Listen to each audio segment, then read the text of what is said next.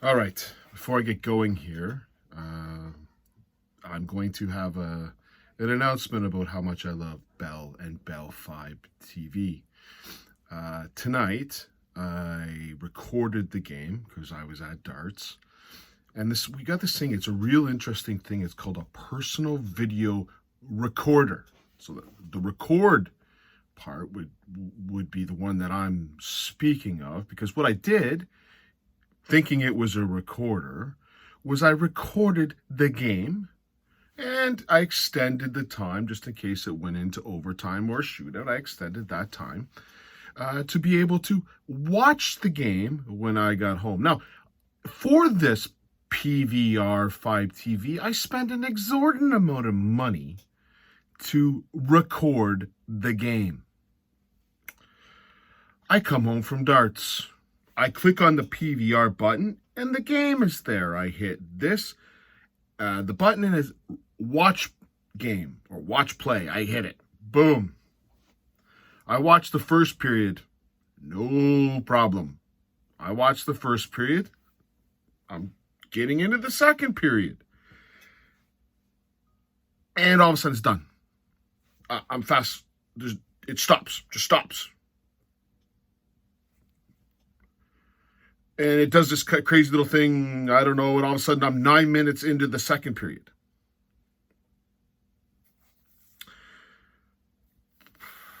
So I didn't get to see 10 minutes of hockey, which, by the way, 3 of the 4 goals scored on the night were scored in. I didn't get to see that.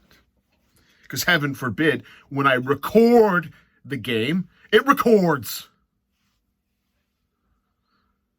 And the third period, nothing.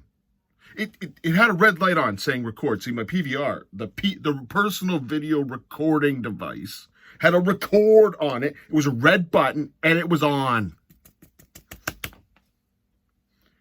But did it record anything? No. So, I didn't get to watch the third period. I watched the first period, and I watched 9 minutes of the second period, and I watched nothing of the third period and the overtime.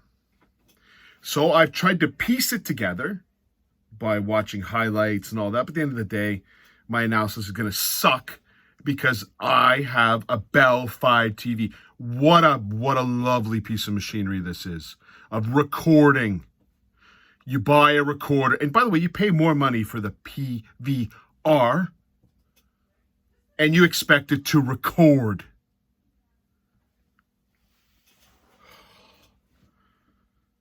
Thank you, Bell. I appreciate it. Maybe I got an extra pocket. You want to rip money out of there too and not provide service as said?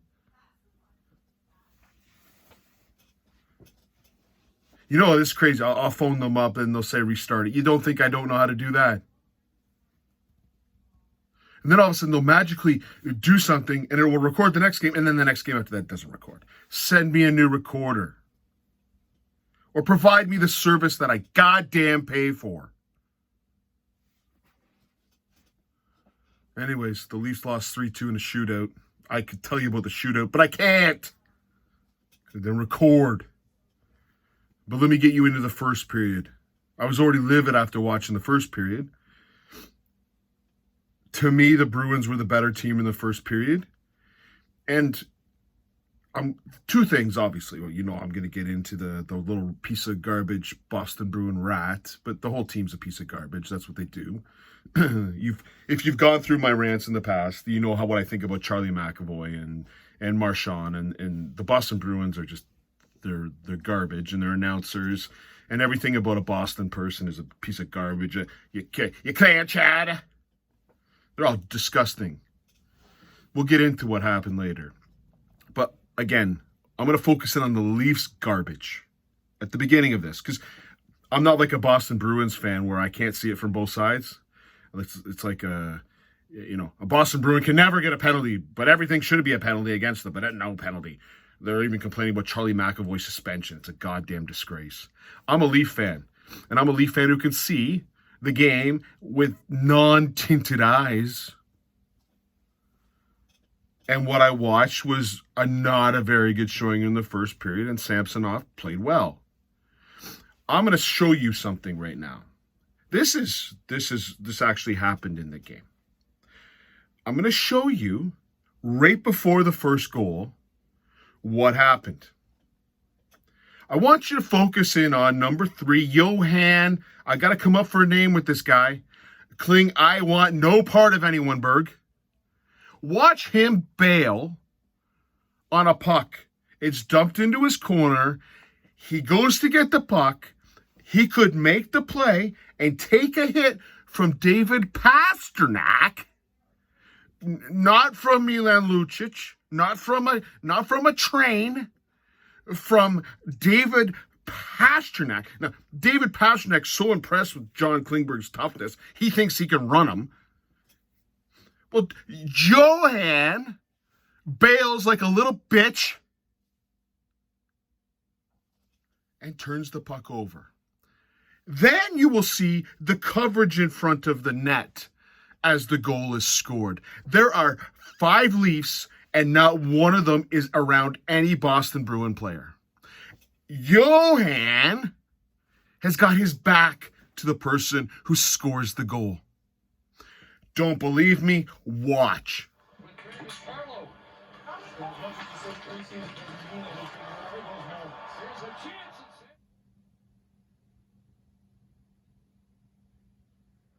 Isn't that special? I don't even know what to say. You're in the NHL, and you've got a 6'2". Can you understand why no team wanted John Klingberg? Or Johan, or I've got different names for him. Probably can't put him on YouTube. That is disgraceful. All he had to do was get the contact, hold the puck, take the hit, and make a play. And he bailed. He saw the Pastrnak train coming, and he did this. Down I go. And that's just incredibly bad. Just incredible. In terms of disgust, that's a different level, isn't it? Anyways, I got to watch that. 1-0. And then I watched Timothy Liljegren get can opened by Brad Marchand.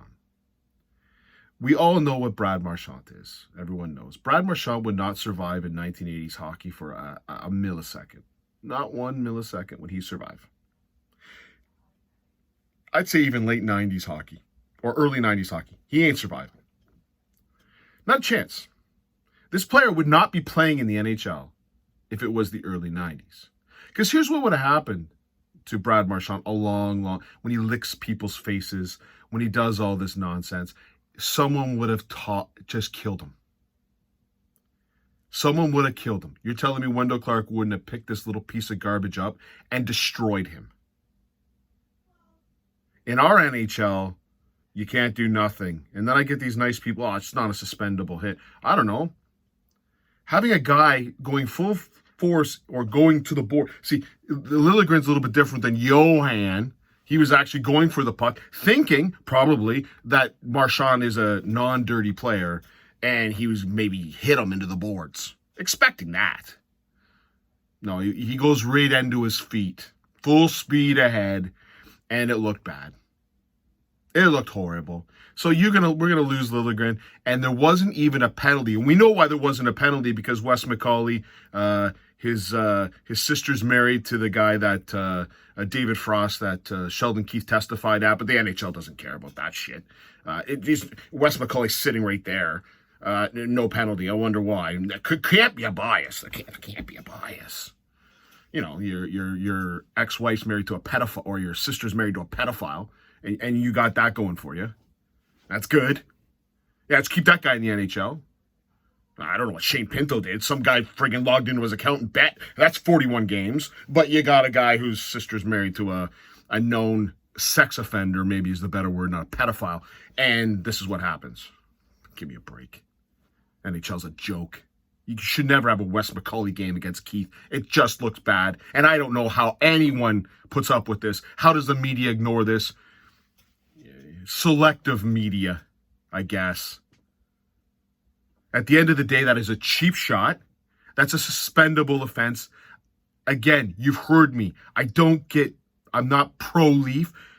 There's plenty of times when the Leafs take a penalty and I go, they goddamn deserve it. There's plenty of times when they got a penalty and they didn't deserve it. I'll tell you. When a guy's going full throttle into a boards and you take out his feet, that is the most dangerous play you can do. Because there's not a lot of spots to go down before you hit the boards. And it looked bad. And Marchand, nothing. Not a penalty. How's that not a penalty at least? But it's a suspendable in my eyes. And the NHL will do nothing. That's what they do. They do nothing. Do you know who else does nothing? The Toronto Maple Leafs do nothing. Where in this world can you just put Reeves? He stayed on the next shift. Marchand didn't go off the ice. He got chirped by Reeves again. Reeves, fantastic, buddy. I'm glad you're chirping him. I'm sure that changed him. I'm sure that he's scared crapless right now. What should have happened is Reeves should have gone on the ice and gave him no opportunity but to get his ass handed to him. That's what should have happened. You take the two, you take the instigator. I don't care. That's not what happens in the NHL, no. Oh, we'll complain about it afterwards. That's why the Leafs team is not tough. I don't care if you add tough players, if you don't play tough. You're not tough. I was watching the highlight for the Rangers game. Bloody players were chasing Aho all over the place because he did a hit less than what Brad Marchand did. The Fox. They're all over him. The Leafs, nothing. Now, maybe they did something in the 60 or 24 minutes that I couldn't watch, but it didn't appear to. I didn't see any highlights of that. Terrible. Absolutely terrible. I don't know what I'm more disgusted by, the Marchand hit or the lack of response from the Leafs. Either way, both are bad. Okay, I'm going to watch the Buffalo game. Now, I'm going to watch it live, so I don't have to do PVRing. I should be sitting at my friggin' couch watching it live. And hopefully I can give you a better analysis at that point. Cheers.